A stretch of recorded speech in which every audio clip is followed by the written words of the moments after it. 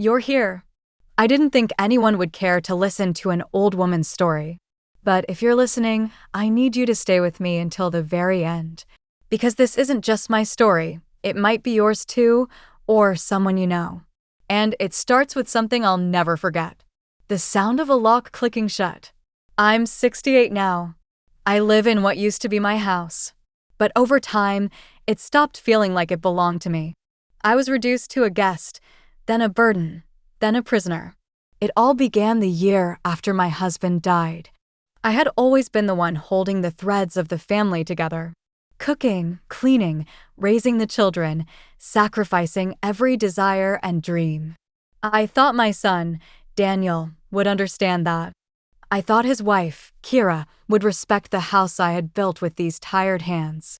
But when they moved in after my husband passed, something in the air changed. I didn't notice it at first. It was subtle. A coldness. A missing thank you. A slammed door. Then one night, Kiera served dinner and placed a single plate on the table, hers. She looked at me and said, "You've already eaten, haven't you?" I hadn't. I slept hungry that night. That was only the beginning. Slowly, my world shrunk. My access to money disappeared. Daniel said he'd take care of the finances. My phone went missing. I was told it was lost, but I later found it in the trash, smashed. The living room I once decorated with love became off-limits. "You're too old to climb those stairs," they'd say, so they put a bed in the cold basement for me. No windows. No heat. I told myself it was temporary. It wasn't. One morning, I woke up to find the basement door locked. From the outside, I waited. Hours passed. No one came. I called out until my throat was raw. Finally, the door opened, but not because they were checking on me. Kiera tossed down a plastic bag with a sandwich inside. No plate. No word. Something in me broke that day. I began to write everything down on scraps of paper, tissue, even the wall behind the furnace. Every insult. Every bruise. Every moment of silence that screamed louder than words. And then, one night, I heard them talking upstairs. They didn't know I was awake. I heard Kiera say, "We'll wait until she slips in the bathroom. One more fall and she'll be in a home. Then the house is ours." My own son said nothing. That was the moment I knew I wasn't just unwanted. I was in danger. This is only the beginning of what I endured. If you're still listening, thank you. I never thought I'd find a way to speak again. But here I am, telling my story on this channel because no woman should die in silence. Especially not in her own home. I'll tell you everything.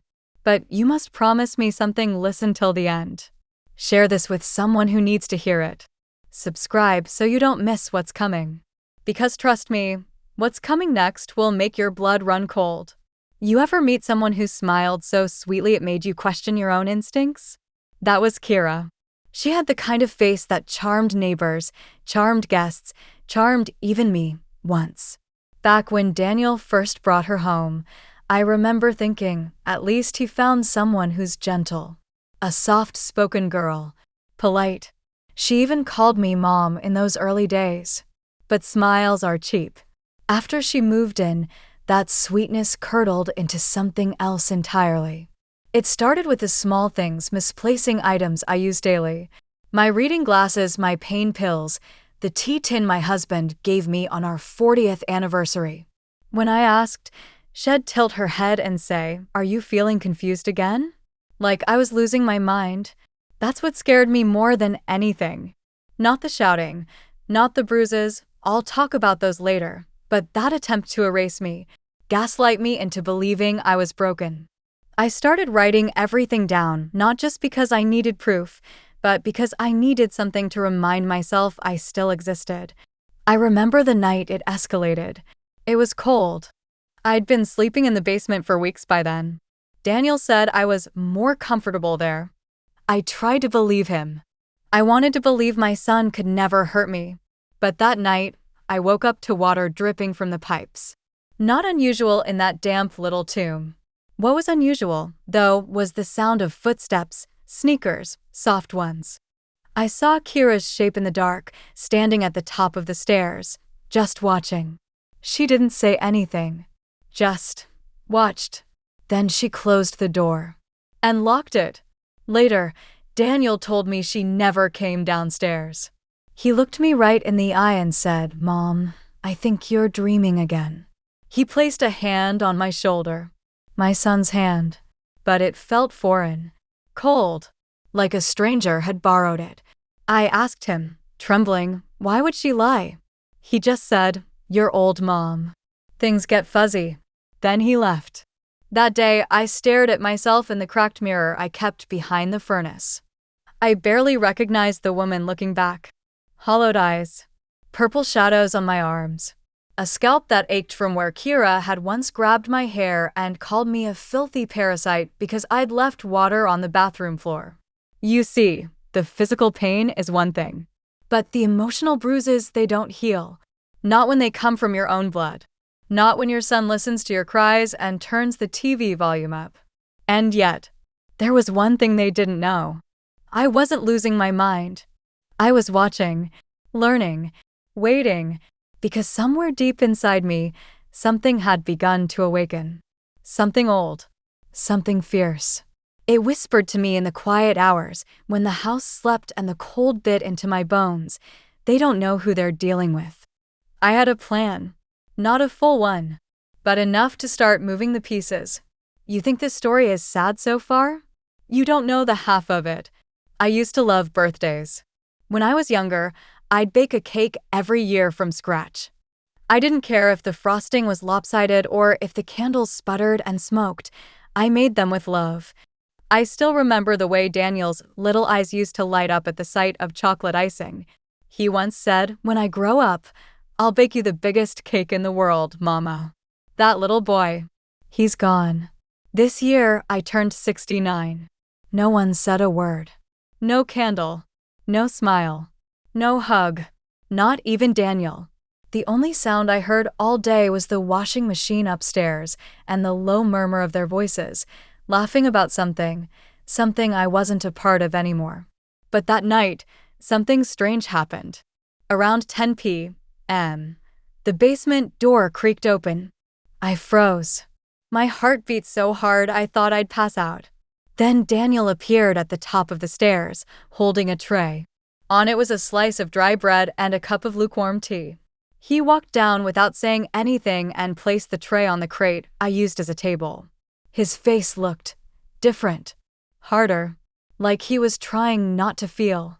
Then he reached into his back pocket and placed a small box on the tray. "Happy birthday," he muttered and turned to leave. I stared at the box. My fingers trembled as I opened it. Inside was a used bar of soap. No note, no explanation, just that. I felt something crack deep inside me. Was this some cruel joke? A message?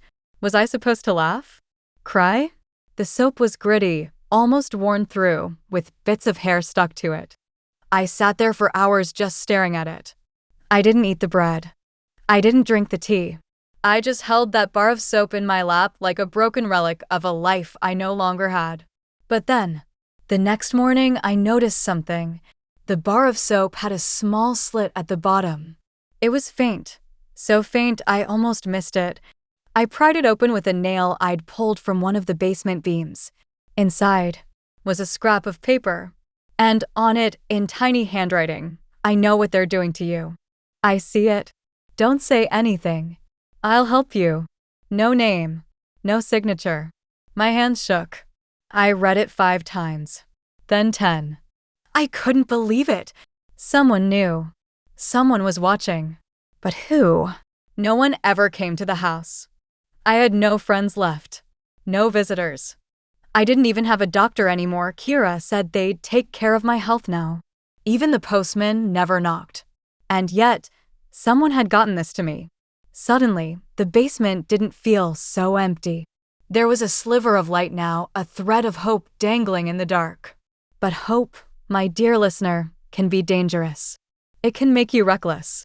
It can make you trust the wrong person. I didn't know it then. But this note? It would lead me straight into the worst night of my life. And that night was coming soon. You know what silence feels like after months of cruelty? Suspicious. That note in the soap changed everything. I kept it hidden under a loose brick behind the furnace. I'd wake up in the middle of the night just to check if it was still there. My heart couldn't trust joy anymore, even in the smallest form. For the next few days, nothing happened. Daniel didn't speak to me. Kiera didn't come down. But something shifted. I felt it, like a chill crawling up the back of your neck when you're being watched. That Sunday, I heard the front door open and close twice. Then, muffled voices. A stranger's voice. Male.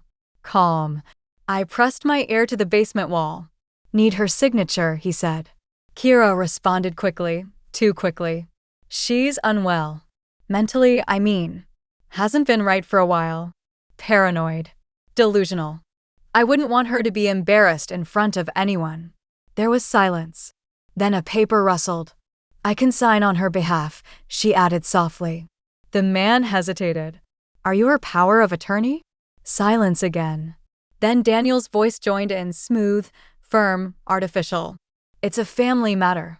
She wouldn't understand these documents anyway. Documents. Signature. Power of attorney. I knew what was happening. They were trying to erase me. Not just from the house. From the world. From legal existence.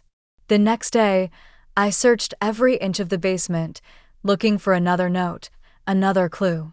I tore through the old boxes, dug into the insulation, checked inside every pair of shoes I'd hoarded over the years. Nothing. But then, by some miracle or maybe a cruel twist of fate, I noticed a loose edge on the old basement rug. Something was sticking out just barely, like a corner of a bookmark. I pulled it. Another note. This one read, "Be ready on Friday night. 2 a.m. There's a way out. Don't make noise. Trust me." I clutched that paper like it was holy. My escape was coming. Freedom. But part of me didn't trust it. Why now? Why this person? What if it was a trap? I spent the next 3 days preparing quietly. I packed the only things I had, an old scarf, my husband's watch, the worn family photo I'd kept hidden in a crack in the wall. I didn't sleep that Friday. I just sat at the edge of my cot, waiting for 2 a.m. At exactly 1:59, I heard it. The tiniest of clicks. Not the basement door upstairs. Not the lock. Something. Behind the furnace. Metal against metal. A vent cover being unscrewed. Then a whisper. It's me. Come now. My body froze. I wanted to believe it was real. I wanted to crawl through that hole and never look back. But just as I took my first step toward the furnace, I heard footsteps upstairs. Fast. Heavy. And the unmistakable sound of keys jingling. Someone was coming. But not to save me. They knew. I had a choice to make. Run toward the whisper behind the furnace. Or freeze and face the footsteps coming down the stairs. My legs moved before my mind did. I scrambled toward the furnace, scraping my knees against the concrete. The vent cover was already loose. A narrow tunnel gaped behind it, dark, tight, probably no wider than my shoulders. But freedom doesn't care if you're comfortable. It just dares you to act. Quick, the voice whispered again, low and urgent. I slid inside. It was cold. Metal walls on either side. Dust clogged my nose and throat. I couldn't see anything, not even the person ahead of me, just the sound of them crawling.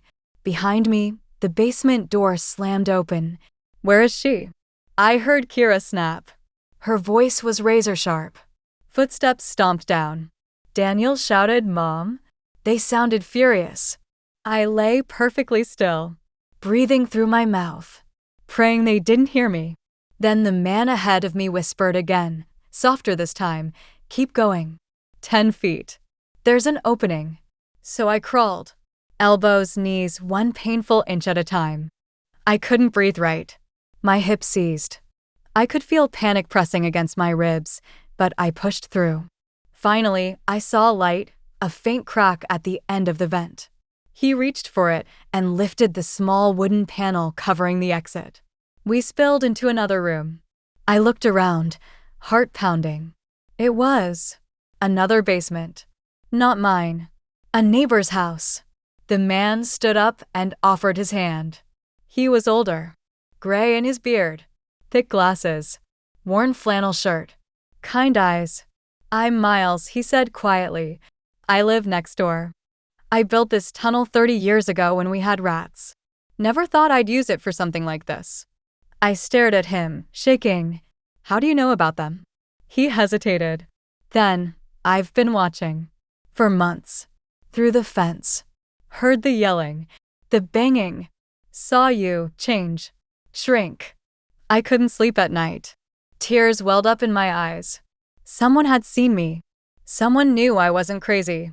Miles poured me water, gave me a blanket, sat beside me without touching me. He said, "You're not safe there anymore. And they're planning something. I heard them talking yesterday. About medication. Putting something in your tea." My stomach churned. "I think they're trying to make you seem unstable. Get legal control. Maybe worse." The floor fell out from under me. Then Miles said something that made my blood go cold. I recorded it. All of it. I have proof. I couldn't speak. For the first time in years, I felt something I hadn't dared to feel. Hope. Real, dangerous hope. But then, just when I thought I might be safe, I heard it again. Banging.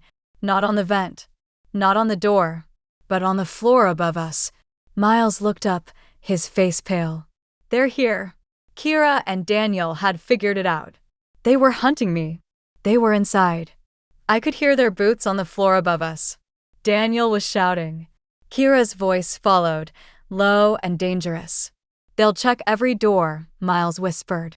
He was already locking the basement hatch and turning off the small desk lamp. "Stay quiet. Don't even breathe loud." I backed into the shadows of his basement, clutching the blanket tighter. My hands wouldn't stop shaking. My legs felt like they'd collapse beneath me. I should have been used to fear by now. But this was different. This was predator fear. Fear that comes when you know the people you love, your own blood, are capable of harming you. And that no one outside your prison believes you. Then came the knock. Not on the front door. On the basement door. Miles and I froze. I heard Daniel's voice, calm now, like nothing was wrong. Like he hadn't just chased his mother through a crawl space like a dog. "Hey, neighbor," he called out. Miles didn't answer. Kiera spoke next. "We're looking for my mother-in-law. She's old. Confused. Sometimes she walks off and forgets where she is. We think she might have wandered." Miles finally answered, his voice even. "Haven't seen her."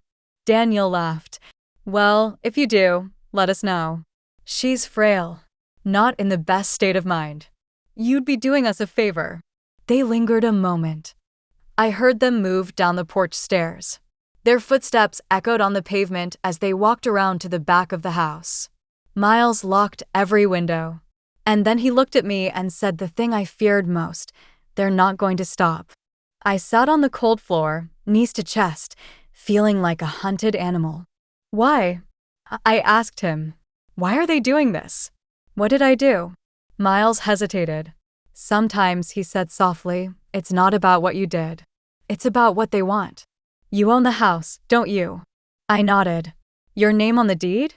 Again, I nodded. He gave me a look filled with sympathy and sorrow. "They want you gone. Not just out of the house, but out of the way."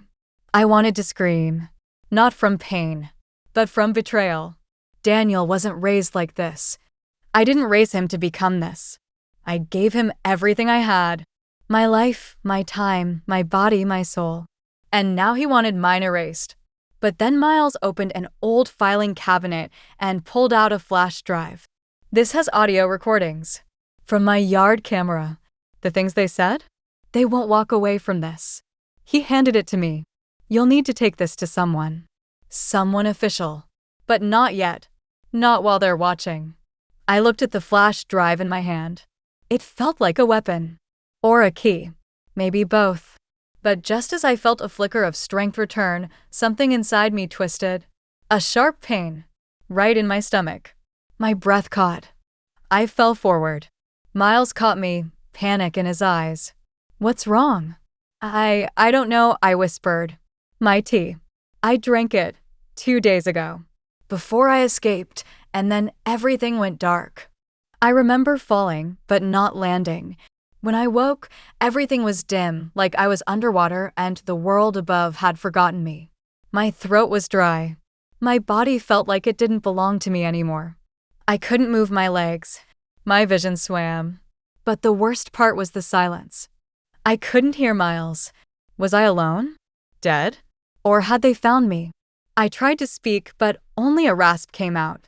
Then I saw him. Miles was pacing the room, his phone in one hand, a bottle in the other. He looked frantic. He noticed me stir and rushed to kneel beside me. "You're awake. God, thank heaven, stay with me." He held my hand so gently like I'd break. "You've been out for almost a full day." You started convulsing. Sweating. I tried to call for help, but I couldn't risk bringing them here. They've been circling. Watching. They know you're gone. I tried to sit up. My body screamed in protest. Miles pressed a cloth to my lips. "Small sips. You were poisoned. Not enough to kill you quickly." That's not what they wanted. They wanted you sick. Weak. Broken. I remembered the tea. Lukewarm. Bitter. Had I even tasted it that night? And suddenly it all clicked. That's why Daniel kept insisting I was losing my mind. Why Kiera watched me through the gaps in the floorboards. Why they started locking my bedroom door at night years ago. It wasn't protection. It was containment. They were preparing to remove me. Erase me. Miles gave me some kind of charcoal tonic, bitter, awful, but it steadied my pulse. He told me he'd learned first aid in the Navy. His hands never shook. His voice never wavered. But I saw it in his eyes, fear. He didn't say it out loud, but I knew. They weren't going to stop searching. If they found me here, they wouldn't just drag me back. They'd make sure I never escaped again. And then he said something that turned my blood to ice. "I think they tried to file a missing persons report. For you." I blinked, confused. "They want people to believe you're gone. That you wandered off. That you're confused and fragile. That you left a note, which they probably forged." I felt nauseated. The trap was almost complete. They were building their case, slowly, while I lay under their roof, breathing their poison, depending on the very people who wanted to end me. "I have to get out," I whispered. "Far away." Miles nodded. "And I'll help you. But there's one more thing." He pulled out a second flash drive from his jacket. "This one? I didn't tell you about it before. It's hard to hear." I looked at it. And I knew. He'd recorded them in my house. My son, my daughter-in-law, saying the things that could put them away. But also, the things that would break my heart completely. I wasn't ready. But I had to listen. Because whatever came next, I needed to know the truth. All of it. Miles warned me again before he played the recording. "You can still say no," he said gently. But I shook my head. I had lived too long in the dark. I needed to know what kind of monsters I had raised. What kind of lies they had built with my silence. He pressed play. The audio clicked to life. At first, I heard kitchen noises, drawers opening, something being stirred. Then Kiera's voice, casual, bored. "She's not going to last much longer. She's already forgetting things." I upped the dose last week. Daniel laughed, a sound I hadn't heard since he was a teenager. But now it felt cold. Inhuman. Good. Once she's properly out of it, I'll get the papers signed. We'll say she thought she was signing up for a caregiver. Same signature she's always used. My throat tightened. Kiera again, quieter this time. "We just have to make sure no one sees her. No neighbors. No doctors. She can't make it to a phone. If she does, she'll sound crazy. She already looks crazy." Then Daniel, more serious. "You think she suspects anything?" "Not anymore," Kiera replied. "She doesn't have it in her. The basement's cold, dark, quiet. Like a tomb. It's perfect. I stopped breathing. They had already buried me. Not with dirt or stone, but with silence, isolation, and fear. The recording ended. Miles looked at me, waiting. I said nothing for a long time. Then I whispered, "They don't even hate me." He looked confused. "That's what hurts most," I said. "Hate means I mattered enough to feel something about. But this is just indifference. Like I'm a problem. A line item. A delay in their plan."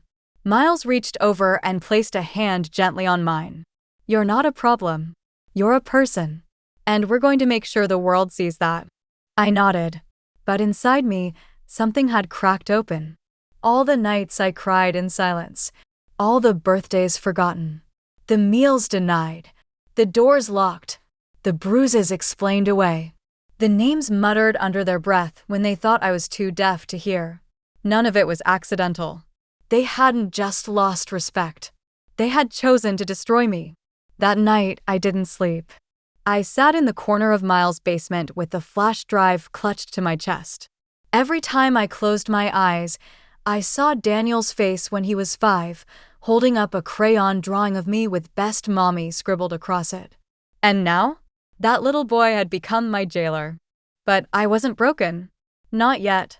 And the next step I was about to take, it would change everything. The next morning, Miles brought me a coat, a scarf, and a small burner phone. "You need to leave the city," he said. "Tonight. I'll drive you to the edge of town. From there, I have a contact. A woman's shelter. It's out in the valley. Quiet. Secure. They'll take you. No questions.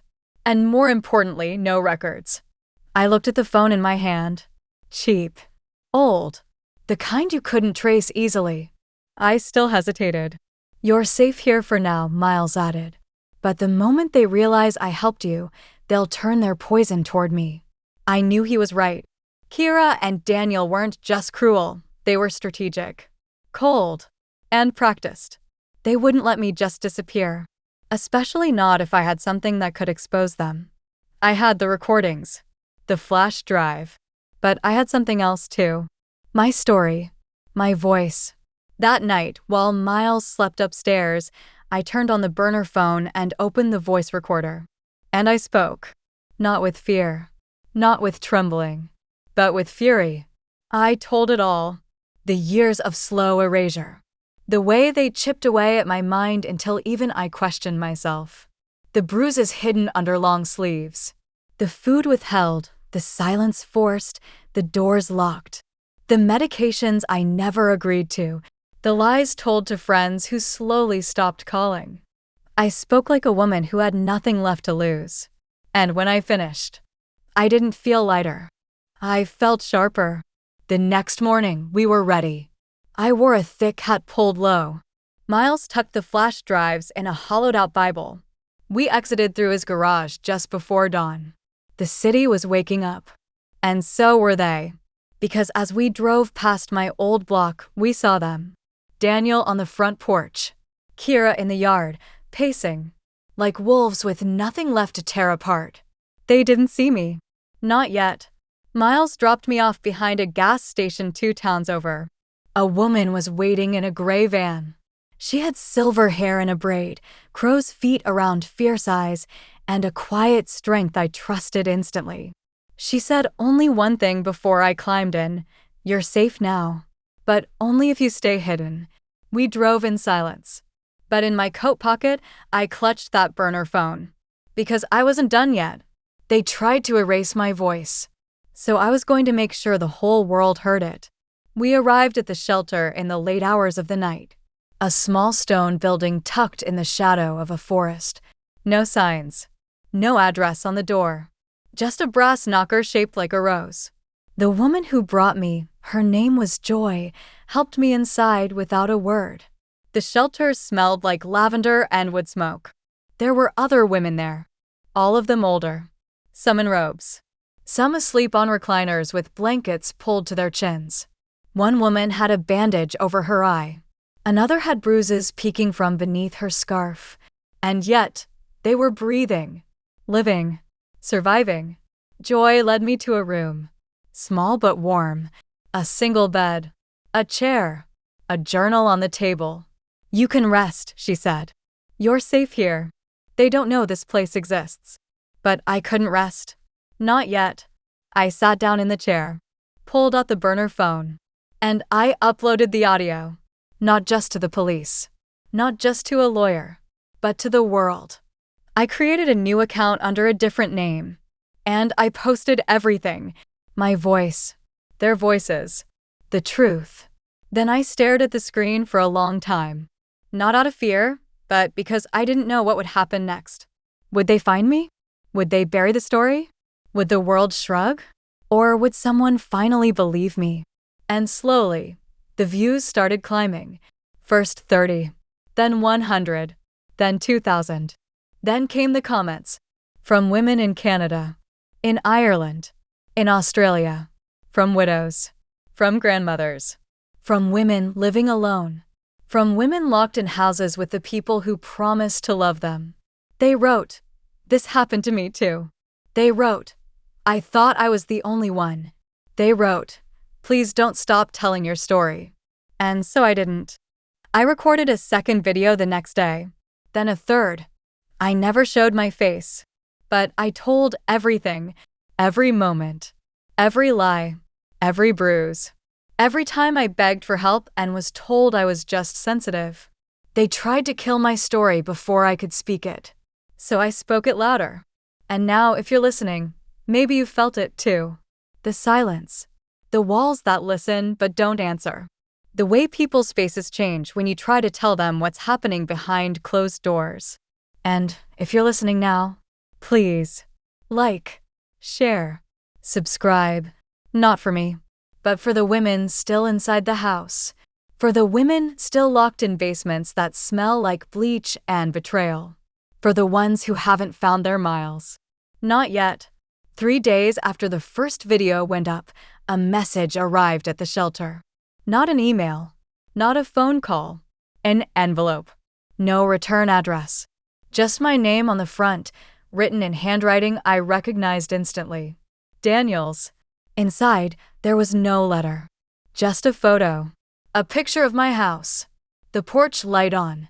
A pair of slippers at the door. And a handwritten note taped to the front window in red ink. "Come home. While you still can." I dropped the envelope. My legs went weak. Joy found me a few minutes later, sitting on the floor, shaking. "They know," I whispered. She picked up the envelope, examined it, then calmly burned it in the fireplace. "They can threaten," she said, "but they don't control you anymore." I wish I could say I believed her. But fear isn't rational. It's cellular. It gets in your blood. That night, I dreamed of the house again. Of the creaking pipes. Of the door Daniel used to lock with a little silver key. Of Kiera standing in the hall with her wine glass, watching me try to explain away the burn on my wrist like I always did. Oh, I just touched the kettle. Clumsy me. Lies I had repeated so many times they felt like prayers. But now, I had told the truth. And they were angry.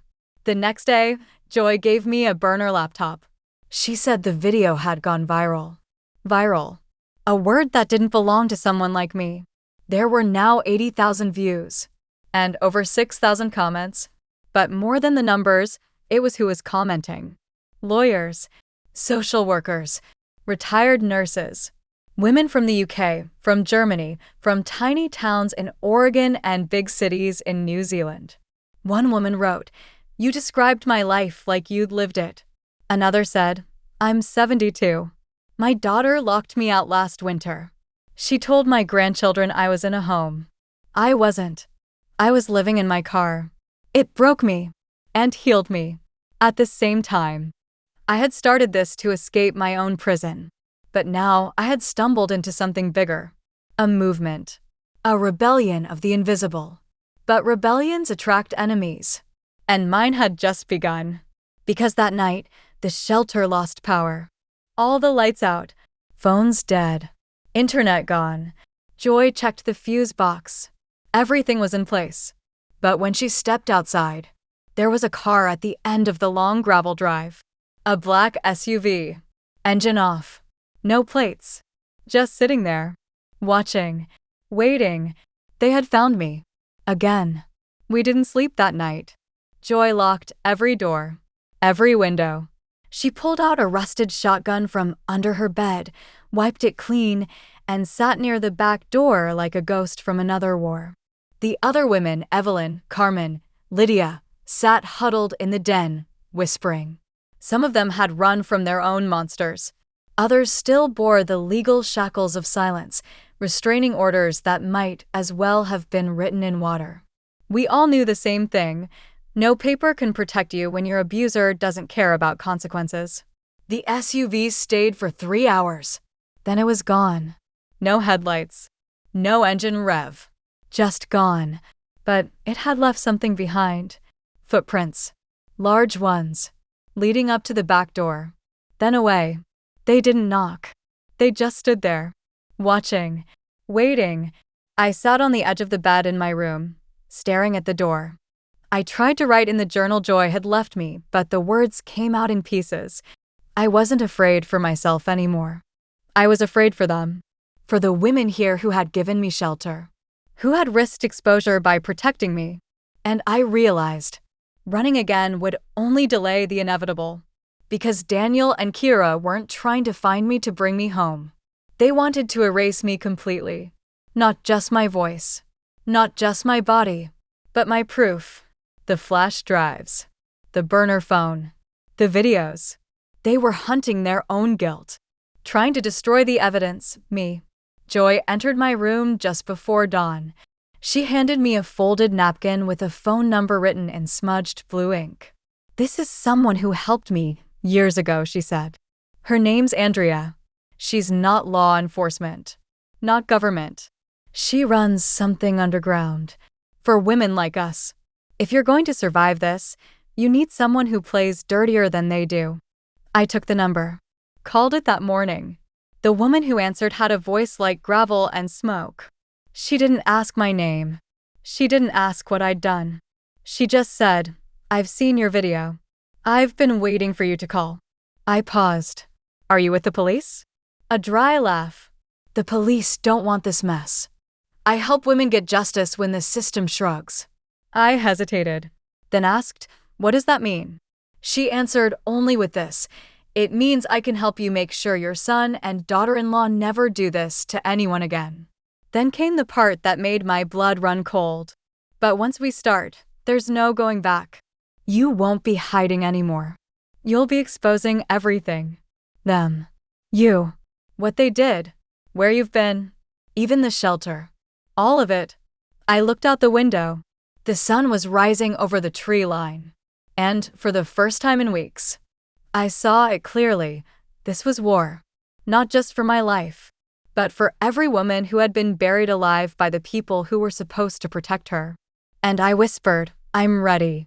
Andrea told me to meet her at a motel off a forgotten stretch of highway. Room 9. When I arrived, it was pouring rain. The kind that drowns sound. That makes the world feel far away. She opened the door before I knocked. She was older than I expected. Maybe mid-70s. White braid. Faded denim shirt. No smile. No softness. But her eyes said she had seen hell and walked through it barefoot. "I only work with women who understand the price," she said, not even offering me a seat. "You want justice, you'll bleed for it. This isn't about courtrooms. It's about exposure. You expose them. You shame them. You make it so they can't walk into a grocery store without being watched." I nodded. "I want that." She studied me. "You want revenge?" "No," I said quietly. "I want to be the last one they do this to." Andrea opened a worn leather binder. Inside were photos.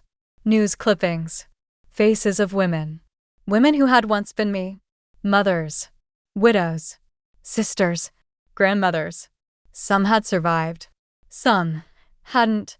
And every single one had trusted someone who ended up destroying them.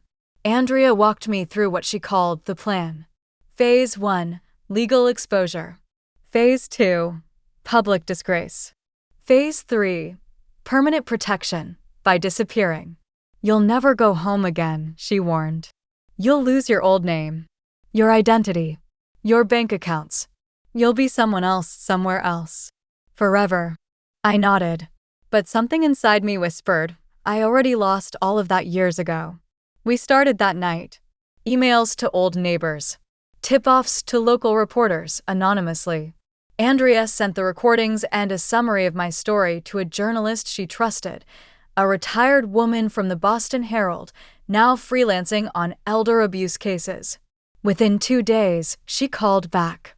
Her voice trembled when she said, "This is the most damning story I've ever seen. I want to run it. Full series. Names, documents, audio. But once I do, your son and daughter-in-law will come for you." I looked down at my hands, shaking, not from fear, but from knowing what I was about to do. They've already come for me, I said. Now I'm coming for them. 3 days later, it began. The headline, Locked in the Basement, one elderly woman's ordeal at the hands of her own family, my voice. My truth. Laid bare for the world. The article went viral within hours. News outlets picked it up. My original videos exploded in views. People began digging into Daniel and Kiera's social profiles, their employers, their friends. Everything they'd built, their perfect little life, began to crumble. They tried to deny it, but the audio was too clear, the trail too long, and I was no longer silent. And yet, I knew it wasn't over. Because that same night, as I sat in Andrea's motel room watching the view count tick upward, a message came through. One line, from an unlisted number. You're not safe, and you never will be again. The motel felt smaller after the article went live. Andrea moved me to a second location, another safe house, even deeper off the grid. It used to be a ranger's cabin. No cell signal.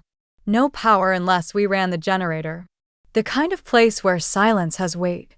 The world now knew my story. But so did they. Daniel, Kiera, their friends, their lawyer. I wasn't just their mother anymore. I was the threat. They fought back. Hard. First came the public statement, full of careful lies. She's confused. She's been mentally unstable for years. We always took care of her.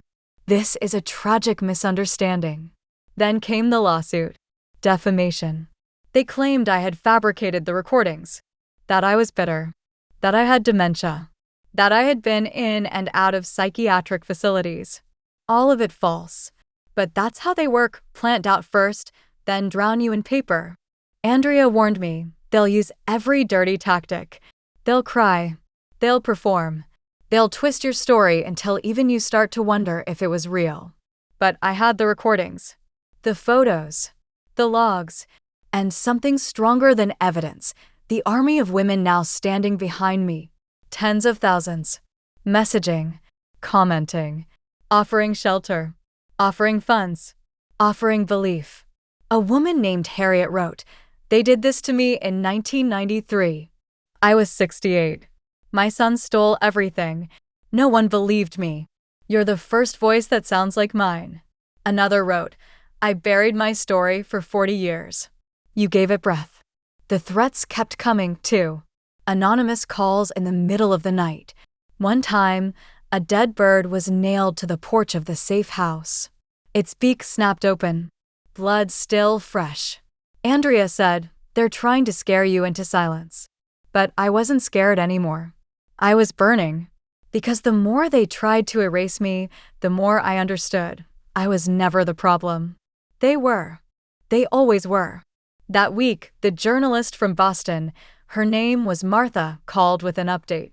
I just got a letter from another woman. Same town. Same family. She says Daniel and Kiera took her grandmother's estate a few years ago. She was isolated, manipulated into signing it over, then put in a home she didn't choose. I stopped breathing for a second. They've done this before? Martha paused. At least twice. Maybe more. A new door had opened. This wasn't just my story anymore. This was a pattern.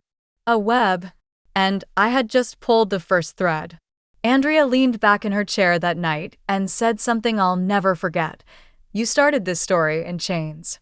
You're ending it with a fire they can't put out. I didn't feel brave, but I felt clear, and that was enough. I had never seen my own face on the news before, but there it was on a grainy photo beside the headline, Elder Woman Exposes Family Abuse in Viral Video Series, Legal Storm Erupts. They blurred my name at first, but it didn't matter. People found it anyway.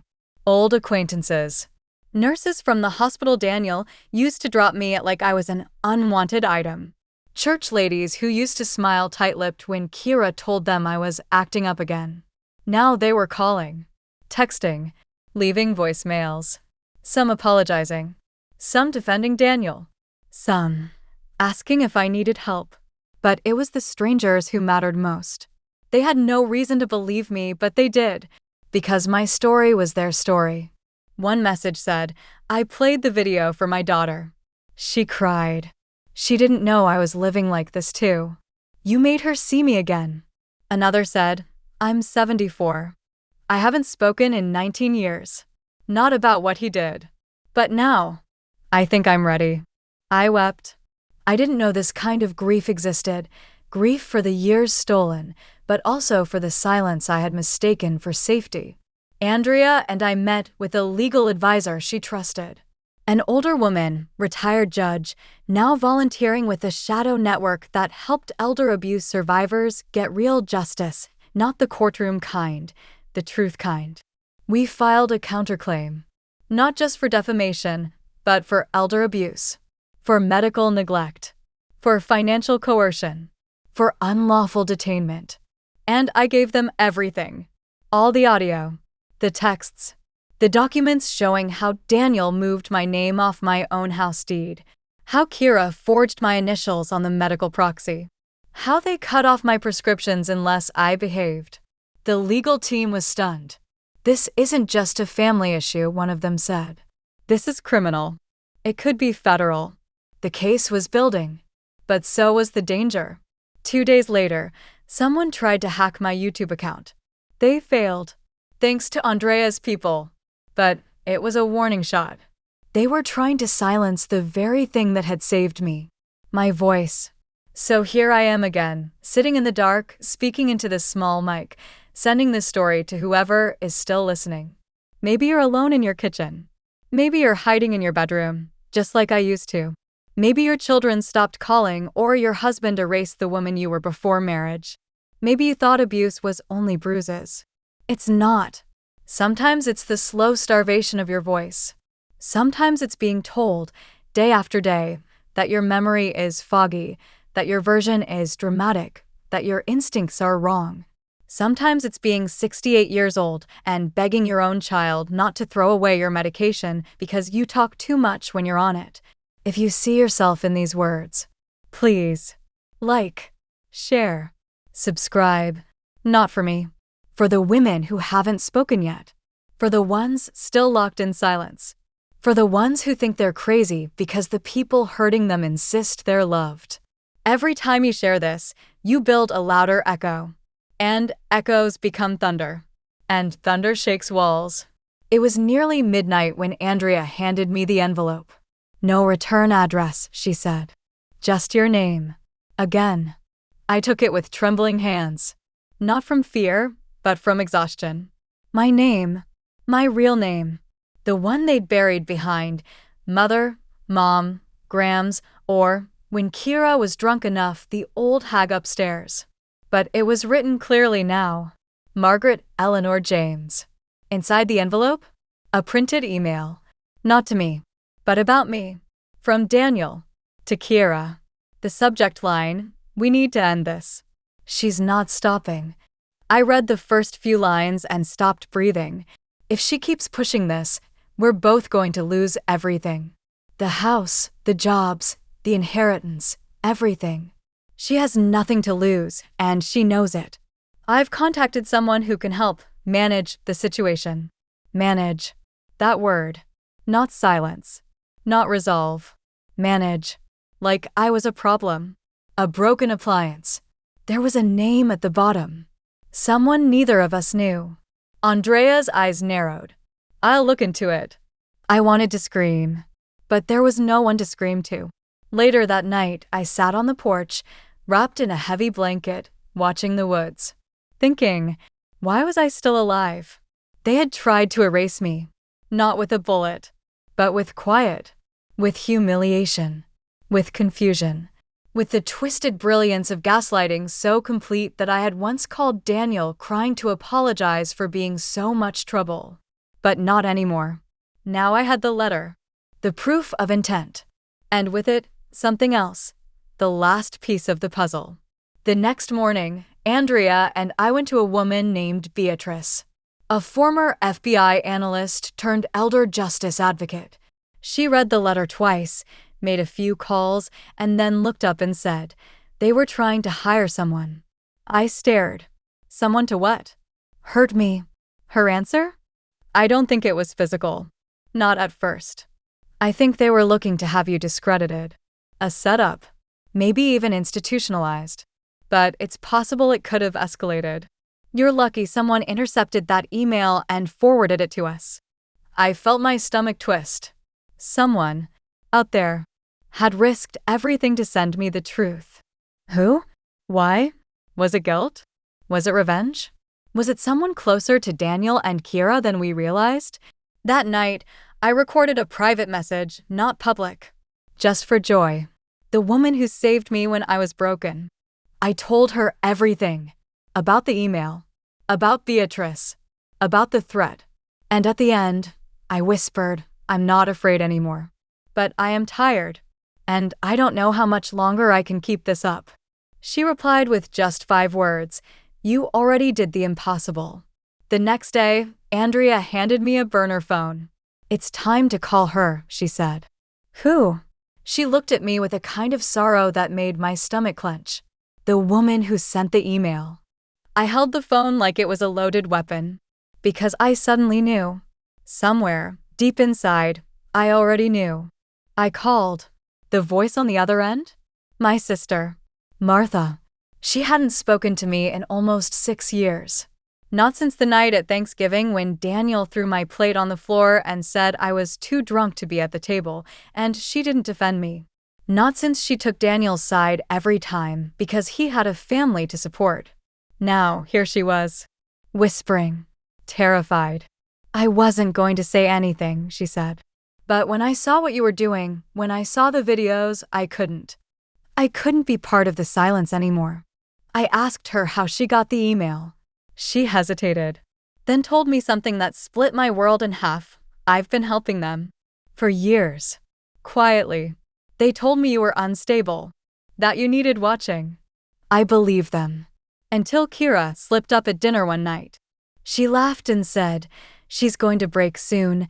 We'll finally get the house free and clear. That's when I started looking through their emails. My heart stopped. You were spying on me? I was protecting you. I thought I was. I swear. But I was wrong. I was wrong. I couldn't speak. I didn't hang up either. I just sat there, remembering the time I called Martha in the middle of a panic attack, and she told me to get fresh air and stop reading so many crime shows. Remembering the birthday she skipped because Daniel told her I wasn't up for visitors. She had believed him, and it nearly cost me everything. Why now? I asked. Why help me now? Her answer was the kind you carry in your bones, because I finally realized what they were trying to do to you is what they'll do to me next. Andrea took the call transcript and added it to the case file. With Martha's testimony, the lawyers had what they needed to subpoena Daniel's private emails, his financial transfers, and his messages to a third-party crisis handler they'd quietly hired. The plan had been massive, months in the making. They were going to have me evaluated, declared incompetent, and transferred to a private care facility out of state. No phone, no lawyer, no way out. It would have looked clean on paper, but now it was exposed. The tide was turning. And yet, why didn't I feel triumphant? Why did I feel grief? Because even as my world began to right itself, the rot beneath it was impossible to ignore. My own sister had been complicit. And part of me still wanted her to hug me. Still wanted her to mean it when she said she was sorry. Still wanted her to come over with coffee like we used to, sit in the kitchen, and say, "You're not crazy." I see it now. But some wounds don't scab. They stay open. And they remind you why you left. They raided the house at 6:47 in the morning. Andrea and I watched the news feed from a secure laptop, the volume low, her hand gripping mine. They took Daniel out in handcuffs. Kiera, too, wrapped in a blanket, shouting something unintelligible at the officers. The house stood behind them like a quiet witness. Still white. Still clean. Still full of the ghosts I left behind. The anchors called it a developing story of alleged elder abuse, financial coercion, and planned custodial fraud. They didn't have to say my name anymore. Everyone already knew it. Margaret Eleanor James. Survivor. Whistleblower. Mother of the accused. Later that afternoon, I got a call. From Martha. She was crying. They searched my apartment. Took my computer. I gave them everything. She stopped. Then whispered, "I never knew what they were capable of until I watched them try to destroy you." I wanted to forgive her. I really did, but some things live too long in silence. I told her, softly, it wasn't just what they did. It was that you saw it and still called it love. She didn't reply. The line went dead. 3 weeks later, I was given a new identity. New name. New documents. New address in a northern town I won't mention. It was a bittersweet moment. I walked through my new home, small, quiet, with a little patch of woods behind it, and wondered, who am I now without the pain? Freedom felt foreign, like a coat too new to wear comfortably. I didn't know how to laugh yet, or sleep through the night, or cook for just one without expecting someone to storm into the kitchen and scream that I was using too much gas. But I was learning. I kept the YouTube channel. That surprised Andrea. But I told her, they silenced me for too long. I need to talk. Even if it's just to 5 women hiding in their closets, crying into a towel so no one hears them. Because I was them. And I still am, sometimes. I don't have a happy ending yet. But I have a beginning. And some days, that's everything. I thought freedom would be loud. Trumpets. Fireworks. Pride. But it's not. It's quiet. It's choosing your own mug in the morning and not worrying whether someone will scream because it's not for guests. It's sitting in a chair you bought with your own money, reading words you finally believe. It's realizing days after the trial ended that no one's going to call you a liar for saying, "I was hurt." Daniel and Kiera? Still awaiting sentencing. I won't pretend they've admitted anything. They haven't.